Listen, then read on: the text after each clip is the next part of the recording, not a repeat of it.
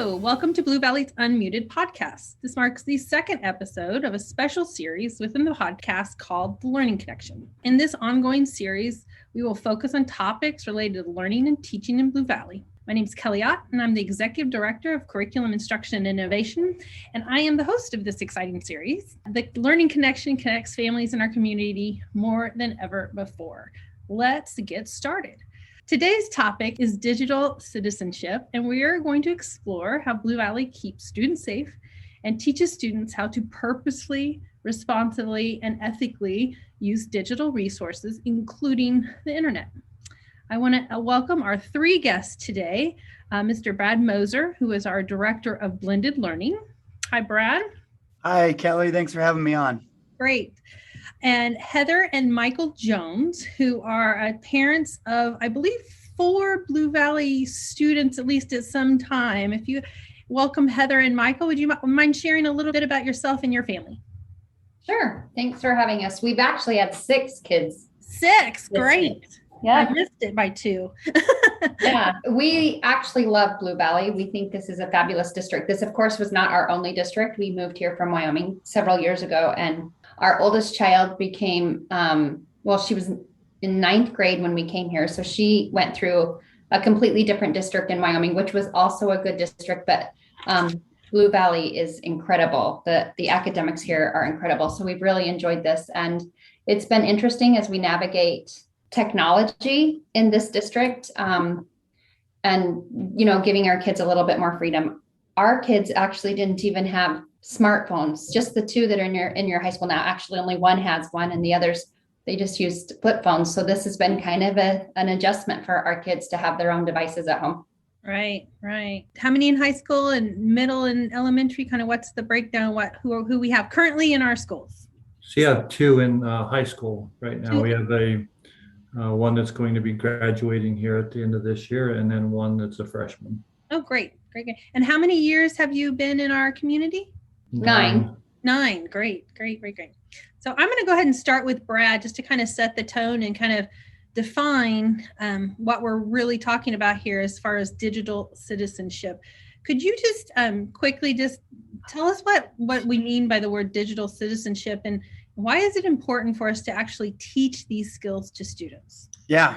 So when we think of digital citizenship, I like to think of it as basically just choosing and acting safely and responsibly online or with our digital tools. And so, they're all around us. We use them every day. And if we're not intentional, if we're not careful, they can sort of take over. And so digital citizenship helps with trying to find a balance in the use of our tools. It helps not just from usage, but also just like a well-being. It's also how we interact with other people online and making good choices there. So it's much like citizenship in the community, where you're in the community, and how do you engage with your neighbors and your friends and people at work and at the grocery store, and there's certain respect that you show. Transfer that to the online space, and that's sort of what it is. I think in terms of why it's important, I mentioned the tech is ubiquitous now.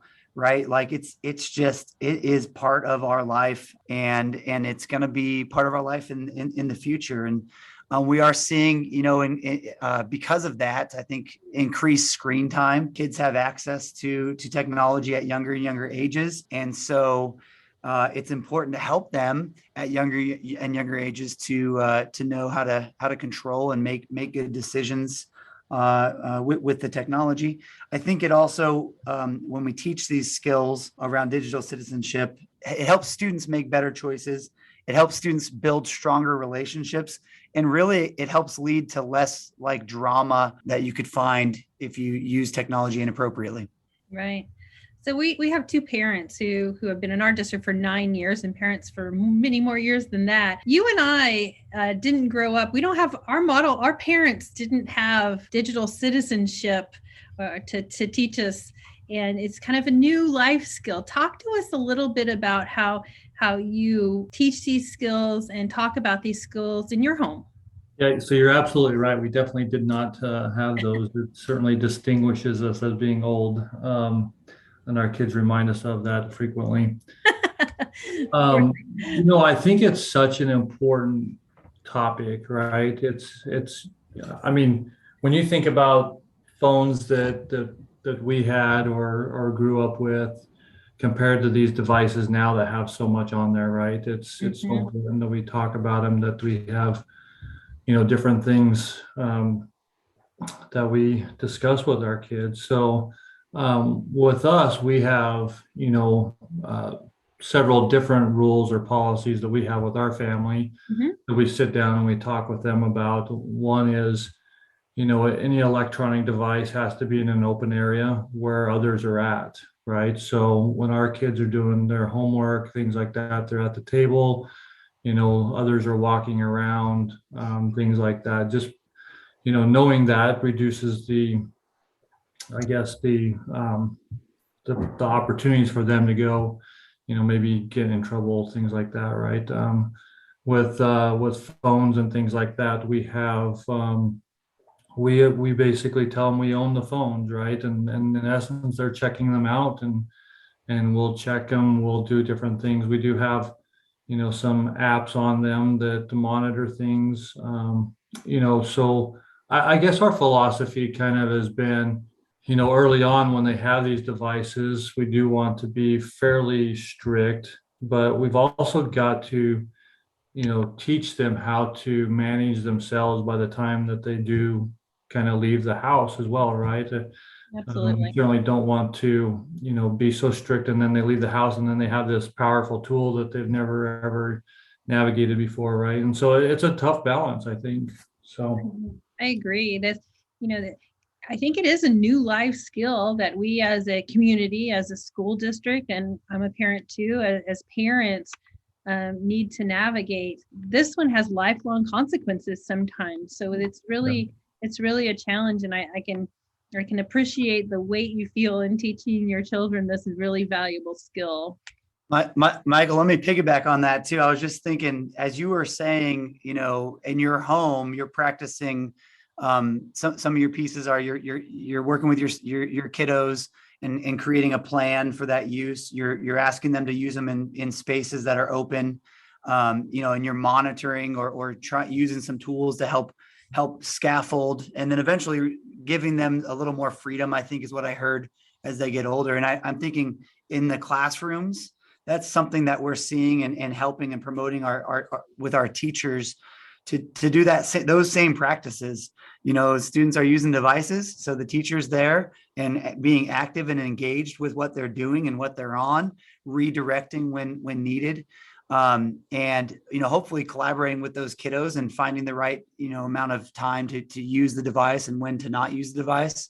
And then also, we have tools that they have access to, and even all parents in Blue Valley have access to, like the Securely tool, to help with filtering and monitoring and blocking. So I see a little bit of, I see a nice parallel between how you're handling your home and some of the things we're doing in our classrooms. we certainly love how the computers arrived to our homes from the school district with the different policies and procedures in place with those to help keep kids safe. So we do appreciate that as well. So thank you. Yeah, I will just add to what Michael had mentioned. I think it's important as parents, but I think it's also important for us as parents to live the same role. It's good for us to teach our children correct principles with all things, but speaking of this digital citizenship, and then let them govern themselves. Mm-hmm. But it's important as parents to walk that same walk. Yeah, I can appreciate that. You'll go to the pharmacy or wait in line somewhere, and even adults have their heads in their phones and things like that. So I love that being a model. It just sounds like good teaching. There's this idea of really good communication, this idea of boundaries and conversation about this important topic. There's this idea around modeling. So I mentioned earlier, we didn't have our parents didn't have this, so we can't model our parenting after our parents. It's kind of uncharted territory for us in this generation. What resources have you found to be useful as parents as you navigated these waters and kind of built what sounds to be like a really great plan for your family? So there's a couple of different, so obviously talking to other parents and, I think probably like most parents, our plans have adjusted over time, right? At the beginning, and have adjusted for each kid. I mean, to be honest with you, we have a couple of kids that if you said some sort of technology in front of them, they're going to be on it all day, right? Where we have a couple of others that they would, do exactly what they're supposed to, and then they would be off doing something else. So it's adjusted. So talking to others, there's a couple of, I mentioned an app that we use called Bark that, has lots of good information that, is really good. Also, there's a really good, I think it's a Netflix documentary that talks through social media and different things. So, just sitting down with the kids and talking, bringing up some material and watching it and talking through it and letting them have some input as well. So, speaking of this documentary that Michael's talking about, we had watched it. This has been years ago, but we had watched it, and we had learned some of the techniques that they use to draw you into your devices, right? Right. Yeah. I've seen the documentary you're speaking of. It's fascinating. Absolutely fascinating. Yes. So we didn't know that. I mean, why would we know that? We didn't realize these things. And, once our kids realized this, they started to think about, oh, how do I want to spend my time? Do I want to be captive to this device, or do I want to make my own choices and come and go as I please with this device? So it was good for us to implement some of the things that they talked about. I think they talked about some, if I remember correctly, something like Talking Tuesday, where they sat actually at the dinner table. They had eye-to-eye conversation. So we learned through that documentary that we need to be careful to be consumers of the technology, but not to let the technology consume us. Excellent. I love your message of empowerment. Kids feel good when they feel confident when they're empowered, like you're speaking. So that documentary too struck me very, I can't remember the name of it off the top of my head, but it struck me too. I learned a ton of it too. Brett, in Blue Valley, we really strive to strike a balance between digital and analog tasks when it comes to learning experiences. How do we do that? What guidance do we give teachers so that kids aren't on computers all day or overusing technology as they learn? Yeah, I think, it starts with that point, that message right there. And we've embraced this term blended learning. And the point of the blend is that you're using analog, you're using non-tech devices to continue to instruct and engage and have these rich, meaningful hands-on activities for students. And then, taking advantage and incorporating intentionally the devices. And so being very explicit that we are not an online school. We're not trying to make our in-person experience to become an online experience. If you were to walk around the schools, I was at a middle school today. I think that's what you would see. In fact, that's what you see, is there are maybe devices in the room, but a lot of them, screens are down because they're dealing with, they're collaborating in small groups and taking notes on paper. Creating the posters with crowns and markers but then there are opportunities for the experience to be elevated because of that tech. And a middle school kid today had created a music masterpiece that he wrote on the, using the keyboard on the computer. He plays the piano, and now he's able to kind of compose some new stuff because of this technology, and then share it with us. It was quite remarkable. So awesome. So just being being intentional and being clear about that is important. And then we also, our elementary schools embrace common sense media. It's another good resource for parents. I want to throw that out there because they have a lot of kind of crowdsourced stuff. So Michael and Heather, you guys mentioned talking to other parents. That's kind of like online parents sharing advice. But they have some digital citizenship lessons that our elementary kiddos all complete and go throughout their elementary career. And so that's another explicit way that we're trying to teach these skills intentionally for our kiddos. And the last thing I'll throw out there for everyone really to know about our teachers is they have some tools, available to them to help when they're monitoring. So if they're in a small group, they can pull up on the screen and kind of do some screen monitoring or lock of screens if kids need to, be redirected. So, combination of all those things are what we use to try to be successful with incorporating tech. Right. And so, with technology and resources and really anything in our district, we have families that have all sorts of kind of approaches to parenting and bringing their kids up. If for some reason we don't seem to be striking the right balance for a particular family, what can the families do? So Michael told you we had a couple of kids that they would lose themselves on these devices. And one of them was new, she gets this new device and she was not making great choices. And I just said, listen, I love that Blue Valley will give you this computer and you have this opportunity to do these great things, but this is a privilege. It's not a right. You don't get it because, all of a sudden you're the student. So we had to have a real conversation and say, you can navigate school without a device. And if you don't make better choices, you get to go to school without a device. Interesting. I think there are kids out there that once they get them, they get really excited and it just kind of opens some worlds for them. The potential to overuse is there. I also know, we have families reach out to our teachers all the time asking about, a particular assignment. And I think we would just encourage, if we're not striking the right balance, then to just talk with the teacher and see if there's other things we can do or things we can partner on to make these types of experiences good for everybody. I would add to that, the co-creating with your student, with your child, that plan and working through the boundaries, if you will, setting those limits, but setting those limits together can be very powerful in helping them then want to stay, inside of the boundaries, inside of those limits.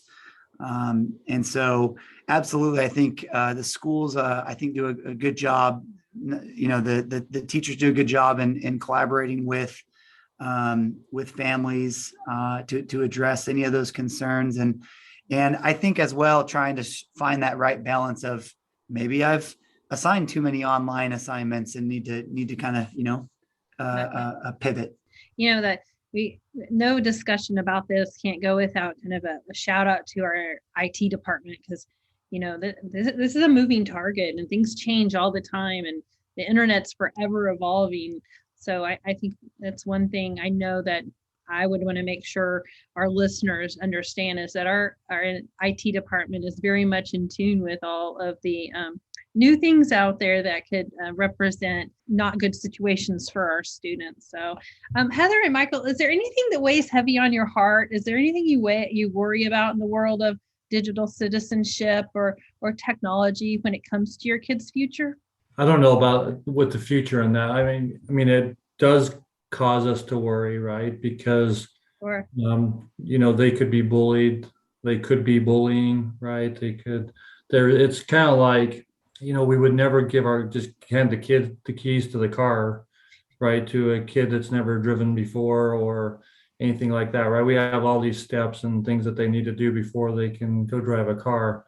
But in some instances, we just give them this phone that can be, maybe not physically damaging, but damaging in so many other ways, right? Without going through the proper steps. So, it's always a concern, but it's something that is new for us to navigate. And it can also bring, you closer with your kids and talking through it and working through the challenges as well. So this is one of those things, they're digital natives. I have a little person in my life who walks up and touches the screen, and they know how to use the technology, the device, but maybe it's really a skill to use it in a way that promotes health, healthy lifestyle and good mental health and emotional safety and all those things. So I appreciate you saying, you used to, hand them keys to a car. I think that's a great analogy to think through. And, what are the parameters? What are those skills they need to be safe, quote unquote, on the road?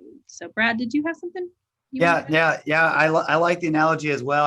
I think the difference in that analogy is, and Michael, you made the point, right? We are giving and providing access, and kids have access to these devices at younger and younger ages. And so it becomes so imperative as parents. I have 4 kiddos as well, and I'm working through these same struggles of when is the right time to give my kid a device. And, they're using the school device to access their school stuff. And that, we kind of keep that as that's the school stuff. So I think two thoughts I want to throw out for parents is, we as parents need to regularly just kind of check in with our kiddos and reevaluate, our technology plan, if you will, that we have with them. Is it working? Is it not working? And just kind of assess how they're doing. And then the other one is we need to just be present with them. And I think if we can be present, Heather, you mentioned modeling, like turning off our own device and putting it down face down or away from us so we can have the tech-free dinner or maybe it's watch a show together. I know there's some tech involved there, but game night. I love game night. Yeah. And have a game night and just go for a walk. If we can be present, I think we'll find more successes in building that relationship with our kiddos. That's a great just thought. One thing that I've really liked that Blue Valley does, I think it's every Sunday I get on our email, we get the security alert I don't remember what the title of it is, but it will show you where, like, the history of where your kids have gone. And there have been some times that I've looked at it and been like, what in the world are you doing on, like, it'll pull up like YouTube. And I'm like, this is not a school thing. So we'll go back through and talk about where were you, what were you doing? And usually it really is quite legit. They'll be like, oh, I had to look up this for school or whatever. But I really like that because it's a good way for me to check out on my kids with not having to do a lot of legwork on my own, but knowing that and they also realize, oh, people know where we've been. We are leaving a path of what we've been checking out. Securely activity report is what that's called. As parents, you can get that as a weekly report. It is helpful. Brad, Securely, we've mentioned that a couple of times. It's a great tool and you can tailor it to how you want to use it. If people wanted to know more about Securely, where would you send them? Yep. So we have all parents have access to create a Securely account that's linked up with their kiddo. And if you go to the Blue Valley webpage, under the technology department link, you'll see a Securely option there. And maybe we can link it out on our podcast homepage so that parents can quickly find that. We could probably do that. I'm gonna finish our conversation. It's been great to talk to everyone about this topic. It's so important and has such a bearing on how students learn and how they navigate life, and it has consequences down the line. So it's a super important topic. It's an evolving topic, and we were lucky to talk to 2 great parents today about just their perspective and how they handle it. And I've learned some stuff. So thank you, Heather and Michael Jones. You've been great guests. Brad, also our director of blended learning, is a great resource for our school district. He knows this stuff up one way and down the other. So I also want to thank our listeners. It's been great to have you. It's been the Learning Connection, where we go a little deeper on topics related to learning and teaching in Blue Valley. We appreciate you listening today and hope to have you back soon.